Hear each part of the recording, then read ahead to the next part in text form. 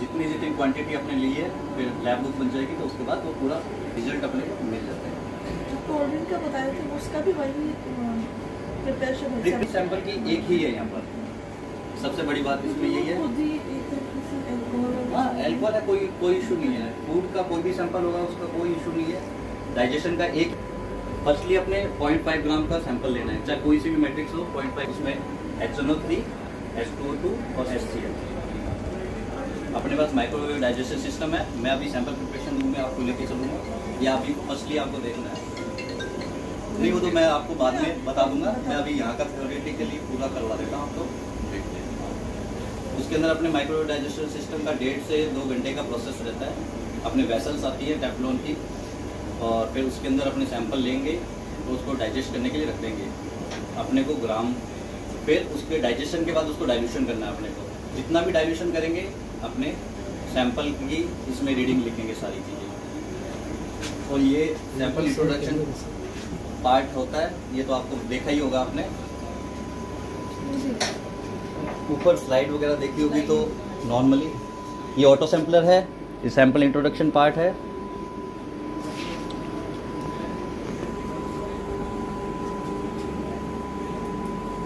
सबको शेयर कर फर्स्टली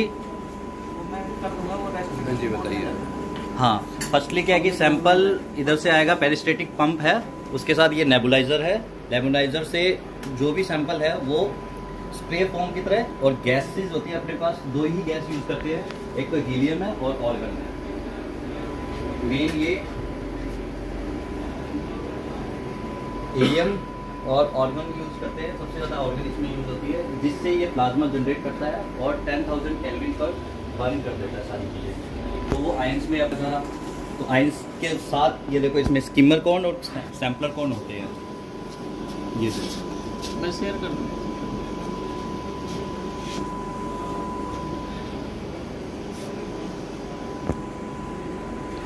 और सबसे बड़ी बात है इसमें ज़्यादा आपके ट्रबल शूट नहीं आती है। कोई भी प्रॉब्लम होगी, इसको अपने सिंपली टूल को खोल के इसको वॉशिंग करनी होती है 15-20 दिन के बाद। कुछ भी थोड़ा ये सैम्पलर और स्किमर कौन मेनली जो आपके आयंस है जो यहाँ पर बर्न होके जाएंगे, तो इसके अंदर से जाके आगे वाटर टोल है, पूरा MS पार्ट है अपना। जो भी अपने सेलेक्टिव आयन है उनको यहीं से ये सेलेक्ट कर लेगा। फिर उसके बाद आगे फिल्ट्रेशन वाटर टोल की, फिर MS का पार्ट हो गया, इसको फिल्ट्रेशन करके अब वो मेन है मास के अकॉर्डिंग और चार्ज रेशियो के अकॉर्डिंग आपको डिटेक्शन करके बता देगा कि ये इतने मास का है, और ये तो आपका जो भी एनालिटिक्स है अपने को पता चल जाएगा कि ये क्या है।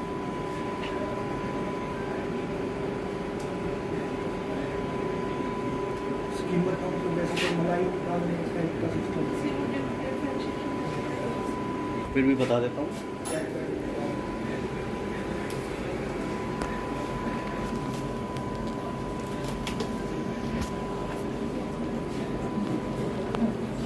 तो आप इधर आ लो ना।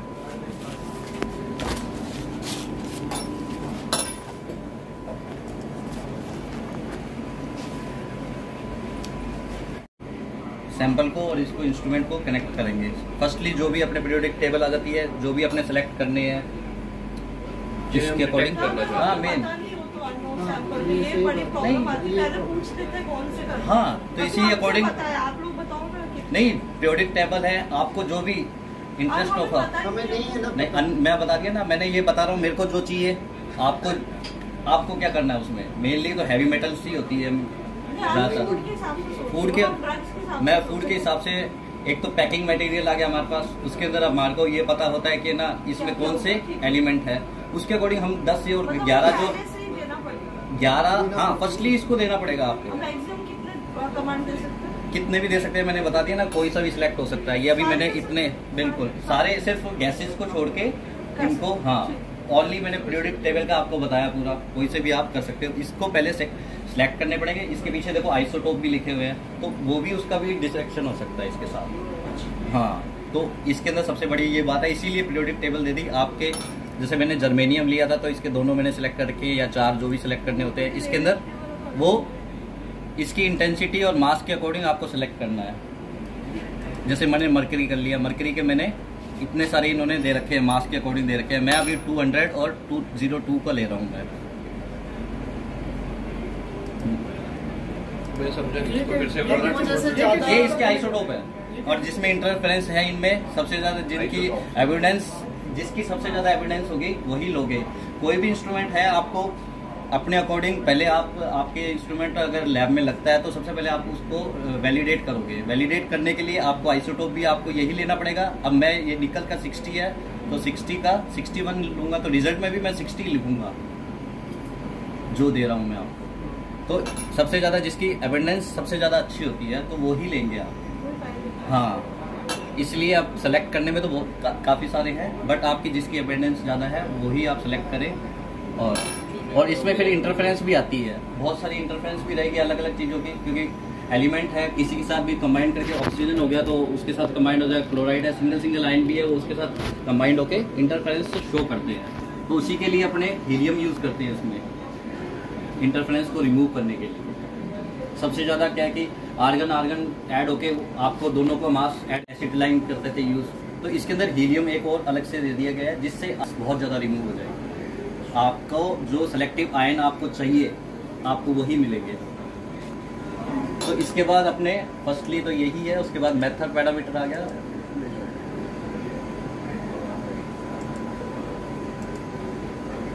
एनालिस्ट सेलेक्ट कर लिए, फिर उसके बाद इसका सेकंड है एक्विजिशन पैरामीटर है, इसका ड्वेल टाइम 0.05 देते हैं, स्पेसिंग, और ये केईडी मोड में चला रहा हूँ मैं। केईडी मोड ये है कि जो भी इंटरफेरेंस है ये रिमूव करता है। एक स्टैंडर्ड मोड आता है और केईडी मोड आता है। स्टैंडर्ड मोड में आप नॉर्मली अननोन सैंपल के लिए एक बार चला के देख लो कि आपको कौन सा एलिमेंट आ रहा है, तो फिर उसके बाद केईडी मोड में चलाओ। मेनली ज़्यादातर जो भी मेन अच्छे है तो केईडी मोड में ही बेसिकली करना चाहिए आपको। तो वो ही सारी ज़्यादा यहाँ तो क्या मैट्रिक्स बहुत ज़्यादा आती है, तो कुछ ना कुछ एक्स्ट्रा ऐड होता है। ड्रग के अंदर क्या है कि वहाँ तो सेलेक्टेड एक टैबलेट आ गई, उसमें आपको 3-4 चीज़, यहाँ की मैट्रिक्स और वहाँ की मैट्रिक्स में डिफरेंट है। फिर उसके बाद इसका मिनिमम डिले टाइम और अपटेक और ये देते हैं। सर्विस स्कैन टाइम में इसका आ गया, ये जो भी जितना भी रन करेगा उसका सर्वे का टाइम होता है इसका, मतलब इसका टाइम देना पड़ता है। हाँ, ये फिक्स है। अभी जैसे इतना से लेकर एंड मास तक अपने 245 तक दे दिया, ये सिलेक्ट करना है। और केईडी का मेजरमेंट मोड अपने केईडी रख रहे हैं। फिर इंटरफेरेंस नहीं, अभी इसके अंदर ही है। हाँ, थर्मोफिशन में ये इंटरफेरेंस करेक्शन है। कोई भी अपने को इंटरफेरेंस करेक्शन होगी तो वो अपने को ये शो कर देगा, तो अपने को उसको सिलेक्ट करनी है, वो इंटरफेरेंस अपने रिमूव हो जाएगी। फिर जो भी स्टैंडर्ड है, आप स्टैंडर्ड सबसे पहले आप तो कोई भी है कंपैरिजन करने के लिए आपके पास स्टैंडर्ड होने चाहिए। उसकी आप लिनियरिटी बनाओगे, जैसे 5, 10, 50, 100। और लिनियरिटी का मीन्स आप एक स्टैंडर्ड है, स्टैंडर्ड की लिनियरिटी पीपीबी लेवल पर बनाओगे आप पहले। उसी से ही आपका अननोन सैंपल है, अपने को पता नहीं है कितना है उसमें कितनी परसेंटेज है, तो उसी के अकॉर्डिंग पहले अपने को अननोन चलाना है, फिर उसके बाद उसका डाइल्यूशन करना है। तो अपनी लिनियरिटी के अंदर ही उसकी वैल्यूज आनी चाहिए, तब जाके आप उसको इतना डाइल्यूशन करना पड़ेगा। क्योंकि जैसे अपने फूड के अंदर तो MRL लेवल दे रखा है कि इसकी इतनी लिमिट है, जैसे लेड की है, लेड की 10 ppm है, तो उसके अकॉर्डिंग आप लिनियरिटी बनाएंगे। फर्स्टली आपको MRL पता होनी चाहिए। मैक्सिमम क्या है कि अपने पीपीबी लेवल पर काम कर रहे हैं, हाईएस्ट अपने को 10 टाइम्स करना पड़ेगा और ज़्यादा। हाँ, 1-2 बार आप हैंड टू हैंड इस पर रन करते हुए देखेंगे, उसके बाद डाइल्यूशन करेंगे हैंड टू हैंड ही, फिर नेक्स्ट उसके रन के अंदर आप कमांड दे देंगे तो ये आपको दिखा देंगे। क्योंकि यहाँ तो लेबलिंग के अंदर आता है कि इतने में इतना है, तो हम उसको पहले ही डाइल्यूशन कर लें कि मेटल इतना नहीं होना चाहिए। MRL तो आपको पता ही है, मैक्सिमम रेजिड्यू लिमिट है कि इतनी होनी चाहिए। वो भी क्या, जैसे बॉडी की जो डेली लिमिट होती है उसके अकॉर्डिंग MRL निकाली गई है कि फूड की है, और जो तो उसके अकॉर्डिंग जैसे मरकरी की है 100 ppb है। लेड की ज़्यादा बताई है क्योंकि लेड के अंदर ये हल्दी में ज़्यादा होती है, और लेड की सभी कमोडिटी के अकॉर्डिंग अलग अलग MRL दे रखी है। लेड हो गया, मरकरी हो गया, तो हर डिफरेंट फूड के अंदर उसकी डिफरेंट MRL है। क्योंकि अपनी हल्दी भी अगर सब्जी में यूज़ करते हैं तो कम ही यूज़ करते हैं, इतना ही कंजप्शन होता है। तो इसके अकॉर्डिंग अपने स्टैंडर्ड है, स्टैंडर्ड अपने लिनियरिटी बनाएंगे, स्टैंडर्ड की जो भी लीनियरिटी बनाएंगे उसका यहाँ पर अपने को बताना है कि इतना 10 ppb बनाया है या ppm में बनाया है, तो उसका वहाँ यहीं सेलेक्ट करेंगे। फर्स्ट स्टैंडर्ड दे दिया, सेकंड स्टैंडर्ड दे दिया, ये मैंने ppb पे ले लिया था, और लीनियरिटी के अकॉर्डिंग मैंने इसको अलग से कंस्ट्रक्शन यहीं सेलेक्ट कर देता हूँ मैं। फिर क्वांटिफिकेशन है, ये क्वांटिफिकेशन का काम जब आप सैंपल लगा देंगे उसके बाद में होता है।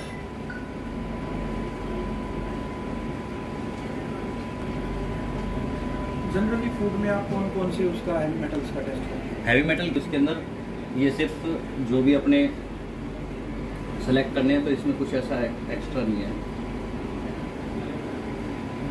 कंसंट्रेशन, फिर इस अकॉर्डिंग ये लैब आ गया। फर्स्टली रिंसिंग लगाते हैं, लैब बुक बनाते हैं सबसे पहले, कैलिब्रेशन स्टैंडर्ड लगा दिया, ब्लैंक लगा दिया, फिर स्टैंडर्ड के लीनियरिटी के अपने पॉइंट बना दिए, ये बीच में 2 IMB चेक, और ये फिर मैंने अभी लास्ट ही अभी चलाया था टोमेटो का वैलिडेशन करा था। टोमेटो के मैंने रेप्लिकेट चलाए हैं 7, ठीक है। फिर उसके बाद मैंने उसमें स्पाइक कर दिया LOQ लेवल पर। फिर मैंने उसके बाद नेक्स्ट उसकी वही रिंसिंग करके ये पूरी मैंने बैच बनाई है, वैलिडेशन का पूरा प्रोटोकॉल था, तो उसके अकॉर्डिंग अब मैंने ये देखो सर्वे रन इसका सिंगल रखा है, और मेन रन 3 टाइम होता है। अब नहीं, ये मैंने इतने सैंपल लिए हैं, 7 सैंपल लिए, रेप्लिकेट लगा के फिर मैंने उसको रेप्लिकेट करके चलाया है। तो ऐसे इसी तरीके से जैसे आपको स्टैंडर्ड तो लीनियरिटी बनानी है, आपको जब भी आप सैंपल लगाओगे तो लीनियरिटी बनाओगे, स्टैंडर्ड से फिर कंपैरिजन होगा। उसके बाद आप जितने भी सैंपल हैं, सिंगल सैंपल के बाद एक, जिससे आपको कैरी फॉरवर्ड एक सैंपल लगा दिया या 5 सैंपल एक साथ लगा दिया, फिर 2-3 या 3 सैंपल के बाद भी एक रिंसिंग दे दिया आपने। बाकी रिंस तो खुद भी करता है, बट ये आपकी एक्यूरेसी के अकॉर्डिंग है, आप खुद यूज़र हैं तो उसमें इतना स्पाइक कर रहा है, यानी 50 pp का मैंने स्पाइक कर दिया कि मुझे उतना ही रिजल्ट बाद में, मेरा मेथड सही है कि नहीं है, उतना रिजल्ट मुझे मिले वापस। तो उसका रेशियो हो जाता है 80-120 तक, 80% से 120 तक परसेंटेज रहती है। स्पाइक का मीन्स ये है कि मैंने दिखाता है ये इंटेंसिटीज़ है, ये आप इंटेंसिटी जब लीनियरिटी से हार जाती है तो रेंज आपको पता चल जाती है। जब आप काम करेंगे तो आपको धीरे धीरे फर्स्ट टाइम चलाएंगे, सेकंड टाइम चलाएंगे तो आपको पता लगने लग जाएगा, यूज़र फ्रेंडली तभी होगे। प्रॉब्लम आज मैं बताऊंगा तो आपको समझ में नहीं आएगा, जब आप चलाने लग जाएंगे तो उसके बाद आपको धीरे धीरे पता चलेगा कि कौन सा सैंपल मेरे पास आ रहा है, उसके अंदर क्या प्रॉब्लम आती है, मेरे को कितना डाइल्यूशन करना है पर्टिकुलर, उसके अकॉर्डिंग ये पूरा सेट हो जाता है। तो अभी मैं आपको ये सिंगल स्टैंडर्ड है, ये लीजिए गोल्ड, आप भी देखिए इसकी कंसंट्रेशन होती है जो भी है, इसका स्टैंडर्ड है सही? देखो इसमें लिखा भी हुआ है, देखो सबके अलग अलग है, तो मैंने आपको एक एक दे दिया। तो ये 1000 ppm का है मेरे पास, ये ही आता है, हाँ टीम का है। तो आपको सिंगल एलिमेंट का ही लेना पड़ेगा, क्योंकि सबकी रेंज हमारे पास MRL है, सबकी अलग अलग है। जैसे 250 ppm तो इसकी है, टिन की 250 है, कईयों की 100 है, तो मेरे को उसी के अकॉर्डिंग लीनियरिटी बनानी पड़ती है। हाँ बिल्कुल, गोल्ड भी होगा शायद, ये गोल्ड है, हाँ और जैसे मरकत स्टैंडर्ड किसमें उसी में बने हुए हैं? ये HNO3 में ही बने हुए हैं। आपका सॉल्वेंट मेनली HNO3 सबसे ज़्यादा यूज होगा, और वो भी मेटल ग्रेड का ही यूज होगा इसमें, क्योंकि एनी अदर ME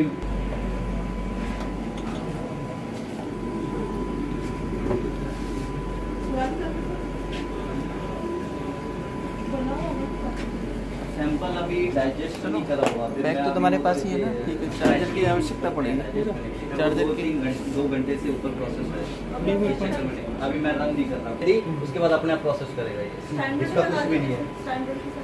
आप सैंपलिंग दिखा दो पहले। हाँ सर, ये मेरे ब्लैंक हो गया फर्स्ट, ये मैंने 5, 5, 10 इसके अकॉर्डिंग करके,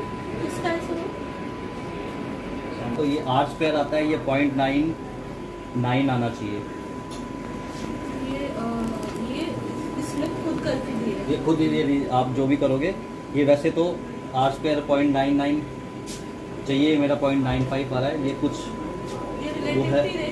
हाँ आपने लीनियरिटी लगाई है, आपकी लीनियरिटी जब सही होगी उसके अकॉर्डिंग ही आप अननोन सैंपल को कंपैरिजन कर पाएंगे ना, क्योंकि इंस्ट्रूमेंट खुद ही दे देगा आपको। 90% बनानी है स्टैंडर्ड के अकॉर्डिंग, आपको जो भी एलिमेंट का एनालिसिस करना है तो उसके अकॉर्डिंग लीनियरिटी आपकी होगी, वो आपको एक कैलकुलेशन करनी पड़ेगी, उसके बाद सारी कैलकुलेशन ये खुद ही करके देगा और रिजल्ट शो कर देगा। सेम क्या ट्रांसपेरेंट है सारे के सारे। हाँ बिल्कुल, सारे ही सिंक वाले हैं, वो सारे बिल्कुल डिटेक्ट करेगा। आइसोटोप आपके जो भी है आपकी सिलेक्ट करके बताएगा, मगर आपको कमांड देनी पड़ेगी। कमांड देते टाइम हम कितने भी कर सकते हैं। हाँ कितने भी कर सकते हैं आप, केवल इसीलिए तो दी है सबसे पहले। फ्री वाला भी लगाते हैं। नहीं, आइसोटोप कुछ ले लेते हैं, जैसे मरकरी के अंदर है, मरकरी में मिथाइल मरकरी आता है, तो इसलिए हाँ। तो अगर मैं खुद भी देखता हूँ, मैं आइसोटोप दूसरे देता है जिसकी अवेयरनेस ज़्यादा है, तो मेरे इंस्ट्रूमेंट में वो अच्छे रिजल्ट दे रहा है कि नहीं दे रहा है, मैं रिजल्ट वही करूँगा फिर फॉर। फ्री वाला भी ले लेता हूँ मैं, वो वही नहीं आता, बट कुछ है जैसे मेटल के वो सिर्फ ICP-MS का MS ग्रेड का ही ट्रेस मेटल का ही HNO3 हो जाती है, क्योंकि अगर कोई थोड़ी सी भी कंटामिनेशन अगर आ गई वो आपके रिजल्ट को इफेक्ट करेगी। HNO3 भी अपने को ट्रेस मेटल लेना है, आपके स्टैंडर्ड भी सारे ट्रेस मेटल है, आपको पानी भी यूज करना है, वो भी मिलिक्यूब वाटर होगा। अगर आपके पानी के अंदर भी अगर कुछ इम्प्योरिटी आ जाती है, क्योंकि सबसे ज़्यादा आयरन की आती है, आपके मतलब टैप वाटर जो भी लेते हो तो वो यूज़ नहीं कर सकते इसमें, इसके लिए अलग से ट्रेस मेटल वाला वाटर यूज़ करना पड़ेगा। और बस, और ये भी है आपको कुछ दिन बाद एक बार, जैसे 15 दिन हो गए तो आपके खुद के पानी को भी टेस्ट करना पड़ेगा कि बाई चांस आपके पानी के अंदर अगर उसके अंदर भी आपके कुछ मेटल आ गया, कोई आ गया, तो आपके वो रिजल्ट को इफेक्ट करेगा, क्योंकि आप लीनियरिटी बना रहे हो स्टैंडर्ड की, उसमें पानी वही यूज़ कर रहे हो, तो अगर उसके अंदर आ गया तो आपके परसेंटेज को वो कर देगा, क्योंकि आपने 1000 ppm से आपने डिफरेंट करके N1V1 वाला तो आपने फॉर्मूला पढ़ा ही होगा, N1V1 N2V2, उसके अकॉर्डिंग आपको लीनियरिटी बनानी है कि कितना मैं लूँ इसमें से। ये मेथड के अकॉर्डिंग होते हैं। इंटरनल स्टैंडर्ड आप इसलिए यूज़ करते हैं कि आपके जो स्टैंडर्ड है उसकी कोई इंटरफेरेंस होती है, वो उसको कम कर देता है, इसलिए इंटरनल स्टैंडर्ड यूज़ करे जाते हैं। ये देखो मैंने सारी कर रखी है, देखो ये मैंने लेड ले रखा है, लेड के मैंने 2 आइसोटॉप ले रखे हैं, मरकरी हो गया मैंने 2 ले रखे हैं, टिंग का मैंने एंटीमनी का 1 ले रखा है, ये टिंग आ गया मेरा, कैडमियम आ गया, ये आर्सेनिक आ गया, कॉपर आ गया, निकल आ गया, क्रोमियम आ गया। अगर कोई भी प्रॉब्लम जो गैसेज आती है 99.99 होती है, अगर बाई चांस उसमें इम्प्योरिटीज होती है तो आपका ये गैस फिल्टर है, इसका कलर चेंज होने लग जाएगा। देखिए इसका भी आपको, जैसे हमारा गैस चैम्बर पीछे है तो देखिए इसका भी देखना है, ये चिलर है इसका। हाँ, ये जो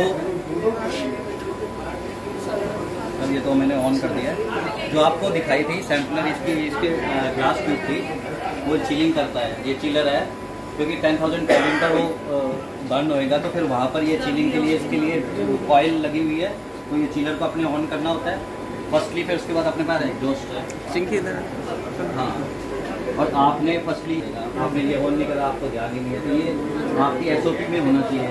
फर्स्टली मैं पहले गैस देखूँगा, मैं फिर चिलर ऑन करूँगा, फिर मेरे को एग्जॉस्ट ऑन करना है, फिर उसके बाद मेरे को सॉफ्टवेयर खोलना है। नहीं, ये पानी है, इसमें डिस्टिल वाटर है, प्योरली चिलिंग का काम करता है। हाँ, इसमें DM वाटर, उसमें नहीं, उसमें नहीं। आप DM वाटर में अगर आपके मेटल मिलिक्यूब वाटर यूज़ करना है, आपके अगर उसके अंदर कुछ एनालिट्स आ गए, कोई भी आपको क्या पता, निकल आ गया, हाईली प्योर आयरन आ गया, आपके आयरन इफेक्ट करेगा ना आपका सैंपल में, आप आयरन निकाल रहे हो तो उसकी उनका। हाँ सर, अभी 1 मिनट 2-3 मिनट ये स्टेबल होने दो। इसका टेम्परेचर कितना होगा सर? चिलर का टेम्परेचर? चिलर का ये 20 तक आ जाता है।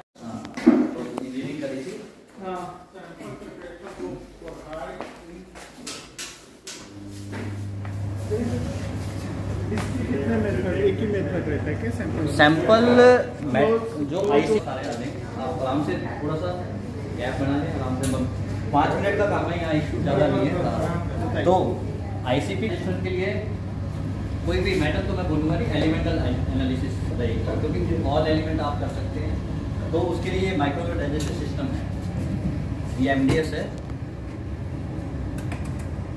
सर वीडियो बना लीजिए फोटो में। आप चिंता न करो, अभी सबको मिल जाएगा। हैं हाँ ये भी पूरा ऑटोमेटिक है। इसमें मैंने मेथड बना रखा है फूड का डाइजेशन का, कि मेरे को कितने टेम्परेचर पर, मतलब 1.5-2 घंटे 1.5 इसमें घंटे से ऊपर का HNO3 है। डाल दें। नहीं अभी सर मैं आपको पूरी प्रोसेस बताऊंगा। ठीक। तो ये अभी एक बार ऑन हो रहा है इतने, जब तक इसके अकॉर्डिंग मैं बताता हूँ आपको। ये मेरे पास, हाँ हाँ, ये सैंपल वाइल्स हैं, टेफ्लॉन की है। इसमें मैं सैंपल दूंगा।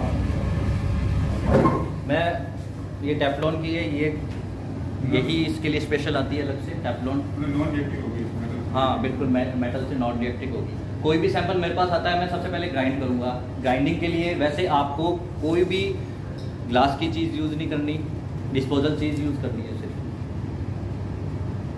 आपको कोई सा भी सैंपल लेना है तो या तो बटर पेपर ले लीजिए सैंपल को, या प्लास्टिक की अलग से डिस्पोजेबल ले लीजिए। और जो भी आप पीपी ट्यूब्स यूज़ करते हैं डाइल्यूशन के लिए, आप स्टैंडर्ड बनाने के लिए, वो वन टाइम यूज़ होगी, वापस डिस्कार्ड ही होगी। कोई भी आप नेक्स्ट टाइम यूज़ नहीं कर सकते। तो कोई भी कंटामिनेशन कहीं से भी आ सकता है, आपके पानी से भी आ सकता है, आपने खुद दूसरा कुछ और चीज़ डाल दी है, या इसलिए जैसे मेरे पास ग्राइंडिंग के लिए आप क्या करेंगे, आप तो मिक्सर ग्राइंडर यूज़ करोगे, फिर आप ये कहोगे कि ना उसके अंदर तो आयरन भी आ सकता है और कुछ भी आ सकता है। तो उसके लिए भी आपके पास एक सॉल्यूशन निकाल रखा है। कभी भी जैसे हम 15-15 दिन बाद ऐसा करते हैं, मैं मेरे मिक्सर ग्राइंडर को लेता हूँ, उसके अंदर पानी डालता हूँ, फिर उसको घुमा देता हूँ, फिर उसको मैं टेस्टिंग करके देखता हूँ कि मेरे उस मिक्सर ग्राइंडर के अंदर कोई, उसको फिर मैं वापस क्लीन करवाता हूँ ढंग से। तो ये आपके यूज़र के ऊपर डिपेंड करता है, ये चीज़ें ऐसे करनी है आपको। और आप जब कि किसी चीज़ की आ रही है तो आपको पानी वैसे ही चेंज करना है पहले से। तो ये आप स्टेराइल वाटर भी ले सकते हैं। स्टेराइल वाटर नहीं लेना, इसका मिलीक्यू वाटर ही लेना है आपको, ट्रेस मेटल वाला मिलीक्यू यूनिट लेनी पड़ेगी आपको पानी के लिए। वाटर में और एलिमेंट भी हो सकते हैं पानी स्टेराइल वाटर में नहीं, उसमें भी हो सकते हैं, इसलिए मिलीक्यू वाटर है। हम पेस्टिसाइड के लिए भी वही यूज़ करते हैं, मतलब आयरन आ जाता है उसमें। हाँ, आपके नॉर्मल टैप वाटर आ रहा है, उसके साथ भी आरओ यूनिट लगवाओ, फिर उसके बाद वो मिलीक्यू यूनिट लगवाओ, क्योंकि उसके अंदर भी काफ़ी अच्छा है। हमने तो ये इस तरीके से कर रखा है, क्योंकि आप मिलीक्यू वाटर सप्लाई में क्या होता है, मिलीक्यू मिलीक्यू वाटर। हाँ, क्यूब ये टैप 2 टाइप का वाटर होता है, टाइप 2 वाटर। ये ट्रेस मेटल के लिए और पेस्टिसाइड के लिए वही यूज होता है। हाँ, लेबोरेटरी नहीं, ये ट्रेस मेटल वाटर। वैसे तो उसकी पानी की बोतल आती है, कोई वाटर 3 तरह के होते 1000 हो गया ऐसे, हैं, पोर्टेबल वाटर, मगर आप DM वाटर, यूज भी काफी होता है, डाइल्यूशन करना पड़ता है RO आपको, वाटर और आपको मिलीक्यू सारी वाटर। यूनिटी बनानी पड़ती है, वो भी पानी में तो यूज होएगा ही। आपको 4% या 2% HNO3 में लिनियरिटी बनानी है, तो उसके अकॉर्डिंग तो परसेंट देखो। आपको नॉर्मल वैसे भी अपने रिएजेंट भी वैसे ही है, यूनिट तो लगवानी पड़ेगी अगर ये है तो टेफ्लॉन की ये है। इसमें मैं सैंपल वेट करूंगा, इसको एसिड और HCl और H2O2 डालता हूँ मैं, ठीक है। हाँ, HNO3, HCl और H2O2। कितना सैंपल कितना लेते हैं? सैंपल आपके 0.5 ग्राम ही लेना है, इससे ज़्यादा नहीं लेना। अच्छा, ये इसके लिए मैंडेटरी। और HNO3 कितना डालते हैं? हाँ। ये इनका सॉल्यूशन आपको बना हुआ H2O2, हाँ, ये कितना ये सॉल्यूशन बना हुआ नहीं है, ये आपको अपने अकॉर्डिंग डालना है। ये आपको अभी ऊपर बताया था ना, इनको रेशियो बताया था ना।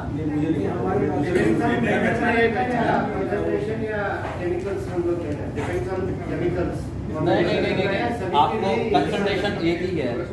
आपका अगर बाई चांस कोई प्रॉब्लम आती है तो HNO3 की क्वांटिटी आप 1 ml बढ़ा सकते हैं। हाँ हाँ, ये फार्मूला हर मेटल बिल्कुल। मैं तो अभी देखो आपको बता रहा हूँ, मैं 4 ml वो लेता हूँ HNO3, 1 ml HCl लेता हूँ, H2O2 मेरा 100 माइक्रोग्राम ले लेता हूँ 100 ml। इम्प्योरिटीज लेता है मेरा कोन वगैरह। और ये तो एक मेजर है कि आप 5 ml HNO3 से भी डाइजेस्ट कर सकते हैं, उससे भी डाइजेस्ट हो जाएगा। बट HCl और H2O2 भी करते हैं कि बिल्कुल प्रॉपरली डाइजेस्ट हो जाए आपका सारा। प्रोटोकॉल वही रखें। ये आपके पास तो शायद बिल्कुल डायरेक्ट हो जाएंगे। आप HNO3 प्रिपेयर करते हैं वो मेडिसिन सैंपल्स हमारे पास, हम लोग टेस्ट नहीं करते। ओके। डॉक्टर्स हैं, प्रैक्टिशनर्स हैं, जो हम लोग अभी जैसे बस हमारे बच्चे बनाए टेस्ट करो, रन कराओ, रिजल्ट निकलेगा। उसमें और इसको बिल्कुल टाइट करूँगा और उसके बाद इसकी ये 12 वेसल्स वाली मेरे पास ये यूनिट है। आपको जैसे 12 है, 12 आप 12 सैंपल लगा सकते हैं। एक सिंगल ब्लैंक लगेगा। अगर आपको स्पाइकिंग करनी है, एक स्पाइक हो जाएगी, 10 आपके सैंपल लग जाएंगे एक टाइम पे। कोई भी स्टैंडर्ड है आप जो यूज कर रहे हैं, आपने स्पाइक मीन्स मैंने करा है इसमें कि मेरे को मेरे मेथड में मैंने मेरी पूरी जो मेथड बनाया है, मेरा जो रन चलाया है, इसमें मैंने कोई भी उस अननोन सैंपल में स्पाइक कर दिया कि मैंने 100% करा है इसमें, यानी 50 ppb मैंने इसमें डाला है, तो मेरे को लास्ट में भी रिजल्ट इसका 50 ppb मिल जाए मेरे को। वो स्पाइकिंग कह देते हैं आपको, यानी कि एक फोर्टिफिकेशन मान लो आप स्टैंडर्ड के लिए एक स्पाइकिंग जरूर लगाएं आप, आपके जो भी आप करें। स्पाइकिंग से आपको ये पता चल जाएगा कि ये पूरी प्रोसेस सही चली है।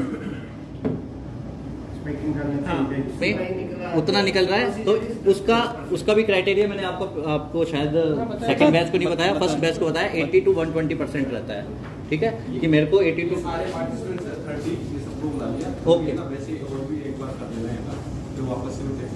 ओके सैंपल लेंगे और सैंपल लेके इसमें एसिड डालेंगे, आपके जो भी एसिड है HNO3, HCl और H2O2, इसका मैंने परसेंट वो बता ही दिया आपको, रेशियो जितना डाल रहा है, ये अपना सैंपल इससे डाइजेस्ट होगा। कोई भी जैसे आपके पास, जैसे मेरे पास पाउडर फॉर्म में जैसे गेहूं का आटा आ गया, तो मैं उसको गेहूं का आटा आ गया तो उसके लिए मैं पहले 1 ml पानी भी डाल देता हूँ। इसके अंदर भी कोई मेरे को लगता नहीं कोई ऐसा इशू आएगा, तो पानी आप मिलाना चाहे तो 500 माइक्रोलीटर मिला दें,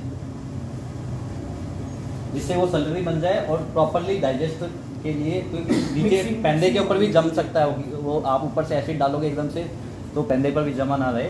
तो इसको सारी वेसल्स हैं, इसमें लेबलिंग करके हमने वेसल्स का ध्यान रखें, जब भी वेट करें तो उसी प्रॉपरली उस फॉर्म में रखें। बस तो आपका ब्लैंक लेना है आपको। ब्लैंक में आप क्या लेंगे, सिर्फ डाइजेशन वाला जो भी HNO3 लेंगे। आपने 2% HNO3 यूज़ करते हैं। आप स्टैंडर्ड बनाओगे, स्टैंडर्ड की जो लिनियरिटी बनाओगे वो भी 2% HCl में बनाएंगे, 2% HNO3 में बनाएंगे। स्टैंडर्ड के अंदर आप एक तो इंटरनल स्टैंडर्ड की अलग ऐड करेंगे, पहले आप लिनियरिटी बनाएंगे, लिनियरिटी के अंदर आप HNO3 में बनाएंगे और वो भी 2% होगा। और स्टैंडर्ड की लिनियरिटी अपने में बनाइए, उसके साथ आप इंटरनल स्टैंडर्ड ऐड करेंगे। इंटरनल स्टैंडर्ड थंब रूल है, जिसकी जो भी एनालिटिक्स है उसके नियर अबाउट का उसका मास होना चाहिए, तो वो इंटरनल स्टैंडर्ड अपने यूज़ करेंगे। जैसे मर्करी के लिए बिस्मथ, मर्करी क्या लैड के लिए मैं बिस्मथ लेता हूँ, टेलुरियम और नहीं, मैं आप स्टैंडर्ड के अकॉर्डिंग मैं लिनियरिटी बना रहा हूँ, उसके अकॉर्डिंग इंटरनल स्टैंडर्ड भी यूज़ करूँगा मैं साथ में।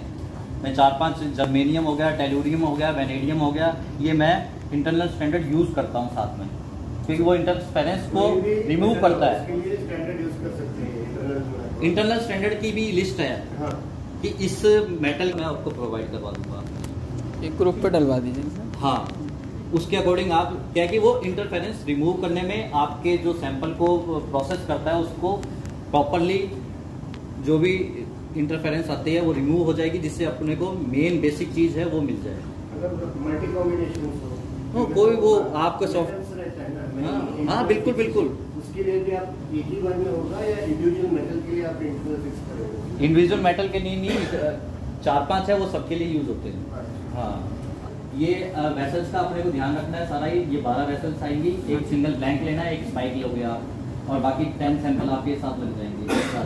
या तो आप एक बार अगर आपको ग्रुप में लगाना है, इसके बाद नेक्स्ट आपको लगाना है, तो आप उसमें ब्लैंक ना लें, 12 सैंपल एक साथ लगा दें। एक स्पाइक तो हो ही गया आपका, तो सेकंड बार इसके बाद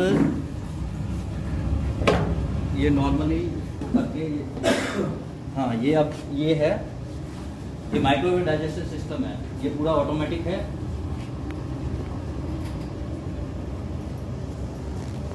जैसे मेथड है, मेथड मैंने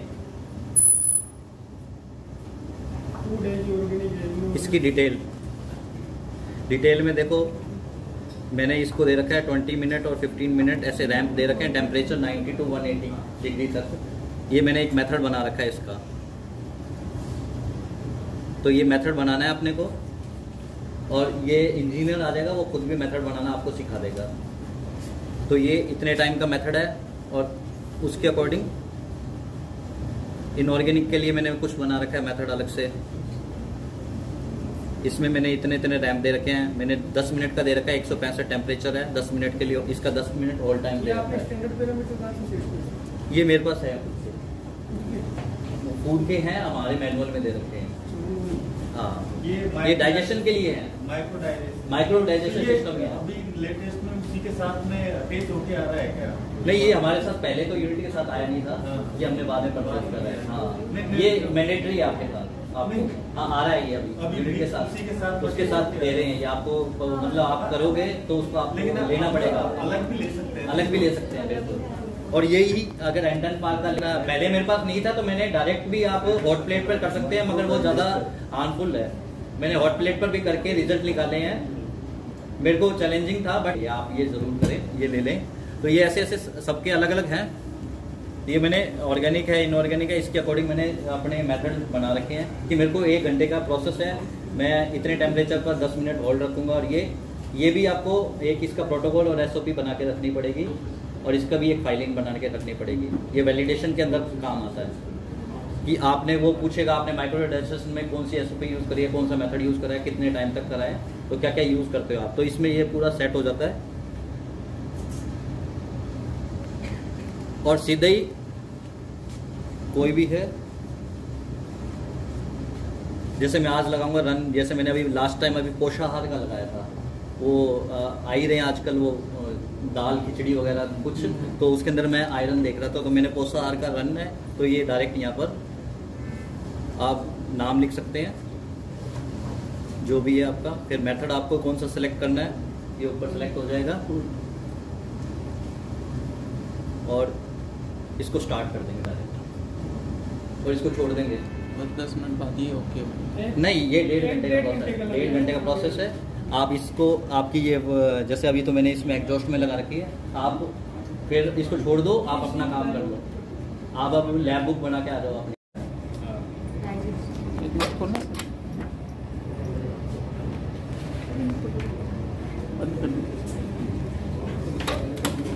हो गया हाँ,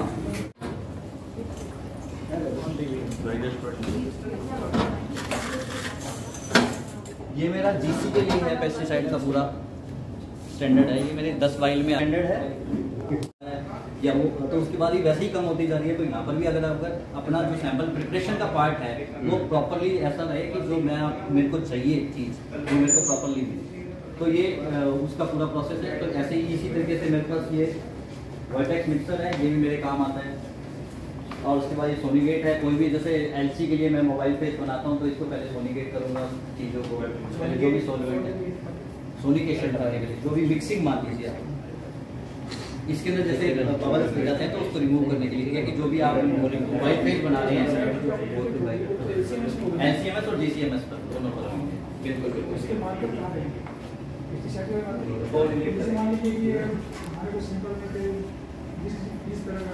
और ये मैं लिनियरिटी बनाऊंगा, इंस्ट्रूमेंट में लिनियरिटी बनाऊंगा, उसके साथ मैं मैच करूंगा पहले।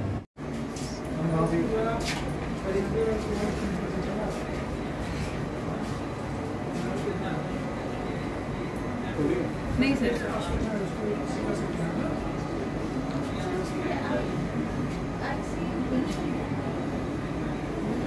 LC का हो गया आपका ट्रेनिंग? हाँ जी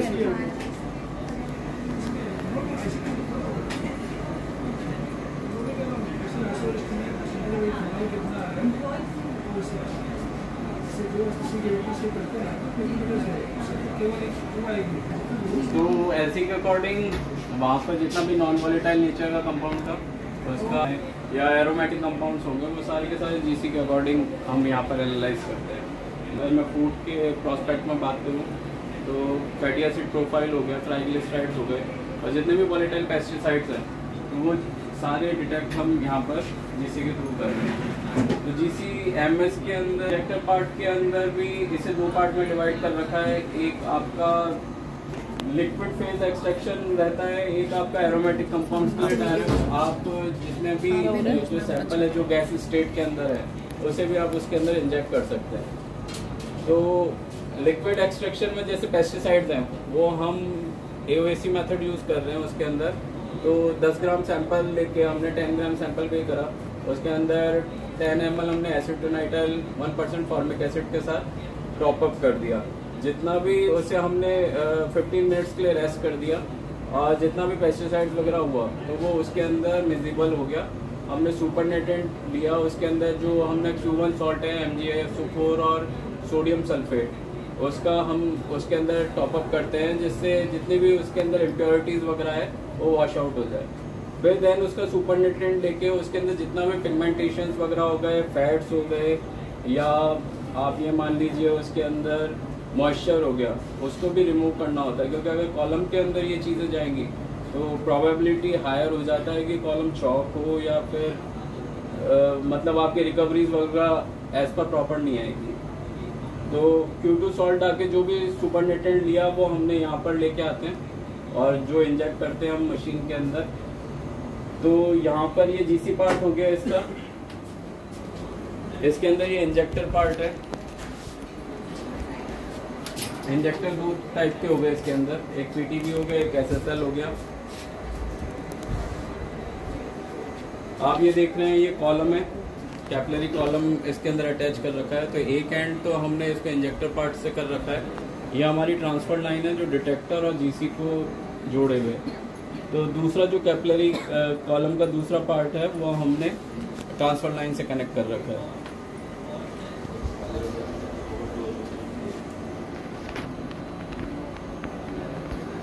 तो बेसिकली इंजेक्टर पार्ट का वर्क हो गया अपना कि सैंपल इंजेक्टर के थ्रू आया या इंजेक्ट हुआ। तो इसके अंदर एक ग्लास लाइनर हो गया। ग्लास लाइनर 2 तरीके के हो गए, एक स्प्लिट हो गया, एक स्प्लिट लेस हो गया। तो 2 तरीके के स्प्लिट और स्प्लिट लेस में डिफरेंसेस ये हैं, जहाँ पर हायर कंसंट्रेशन है, आप चाह रहे हैं कि उसकी कंसंट्रेशन इतना हाई नहीं हो कि मेरा कॉलम ही कंटामिनेट हो जाए। तो जो मोबाइल फेज है इसकी इनर्ट गैस है हीलियम। हीलियम उसका डाइल्यूशन कर देगा, 20 टाइम डाइल्यूट करके देन इंजेक्ट करेगा स्प्लिट मोड के अंदर। और स्प्लिट लेस के अंदर है जहाँ पर आपको कंसंट्रेशन अननोन का कंसंट्रेशन मिल ही नहीं रहा। तो वहाँ पर आप क्या करोगे, आपका जितना भी 100% सैंपल है वो कैपिलरी के अंदर जाना चाहिए, जिससे जो भी चीज़ है उसके अंदर PPB लेवल पे वो भी डिटेक्ट हो।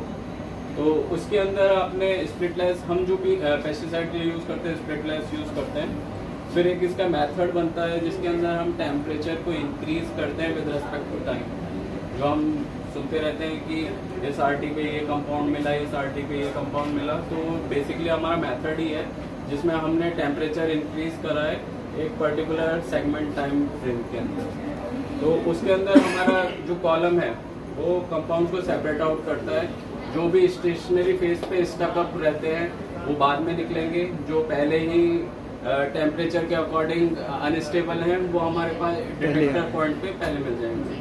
तो ट्रांसफर लाइन के अंदर जो हमारा टेम्परेचर रहता है अराउंड 310 रहता है, जिससे कोई भी पार्ट हो गया वो हमारे एंड पे चॉकअप नहीं हो। और MS देन फिर MS की बात होती है तो इसमें पूरा एक वैक्यूम चैम्बर हो गया। इसके अंदर इसको MS कहते हैं। तो MS के अंदर अपन ट्रिपल क्वाड पोल हो गया। इसमें ट्रिपल क्वाड पोल का ये हो गया कि Q1 सेल है, वहाँ पर आपने कोई भी एक मास दिया किसी भी कंपाउंड का, तो वहाँ पर वो कंपाउंड गया, उसने एनालाइज करा, वहाँ पर 4 रॉड्स रहती है जहाँ पर RF and DC voltage apply रहता है। जो अपना ट्रांसफर लाइन है वहाँ पर 17 इलेक्ट्रॉन वोल्ट दिया, उस कंपाउंड को आयनाइज करा। तो मास टू चार्ज रेशो पे सिंपली MS का काम है पूरा का पूरा। तो 17 इलेक्ट्रॉन वोल्ट पे जैसे ही आयनाइज हुआ देन वैक्यूम चैम्बर में एंटर करा, तो उसे 4 रोड्स के अंदर वो एक स्नेक मूवमेंट के टाइप में आगे मूव फॉरवर्ड होता रहता है। आपके जितने भी न्यूट्रल आयन है वहाँ पर एक सक्शन चैम्बर होगा, जितने भी न्यूट्रल आयन्स है वो उस चैम्बर के अंदर चल जाएंगे, जिससे आपको इंटरफ्रेंसेस नहीं मिलेंगे। और इसके बाद एक Q2 सेल हो गया। अब आपने एक मास का पर्टिकुलर कंपाउंड को जस्ट तो कर लिया कि ये पर्टिकुलर कंपाउंड है, इसकी प्रोबेबिलिटी 80 to 85 इस कंपाउंड के सिमिलर है, लेकिन आप उसमें कॉन्फिडेंट कैसे होंगे कि हो सकता है कि 2 आयन मिलके भी पर्टिकुलर मास को बना रहे हैं। 72 32 मिलके 106 बनाते हैं। 106 मास का भी एक दूसरा कंपाउंड पहले से लाइब्रेरी के अंदर है, तो अब आप डिफरेंशिएट कैसे करेंगे कि ये कंपाउंड है ये का। देन Q2 सेल के अंदर ऑर्गन गैस यूज करते हैं हम, इसके अंदर उसका फ्रेगमेंटेशन करते हैं फर्दर। तो जो पेरेंट मास है उसे हम डिफरेंट मासेस के अंदर उसको फ्रेगमेंट करा, देन उसका Q3 के अकॉर्डिंग उसका एनालाइज करा डिटेक्ट Q3 सेल पे। तो वहाँ पर अगर जो इसके अंदर एक इसकी मास टेबल है उसके अकॉर्डिंग फिल्टर्स में वो ये होता है कि पेरेंट मास टूटने के बाद जो भी डॉटर आयंस बनते हैं उसका, तो उनका मास उसके नियर अबाउट होता है। इसकी एक लाइब्रेरी है, उससे मैच करता है ये। तो उससे मैच करने के बाद हमारे को कंफर्मेशन मिलता है कि हाँ ये पर्टिकुलर फर्दर आगे भी वही आयन आगे भी चल रहा है और उसको हम डिटेक्शन ये करते हैं। तो ये बेसिक प्रिंसिपल हो गया इसमें अभी कुछ चल रहा है क्या? इसके अंदर हमने अभी टोमेटो प्यूरी का वो कर रखा था, पहले करा था। अभी तो हमने ऐसा अभी उसे कर रखा है क्योंकि अभी तीनों संभालने पड़ते हैं हम 2 जनों को।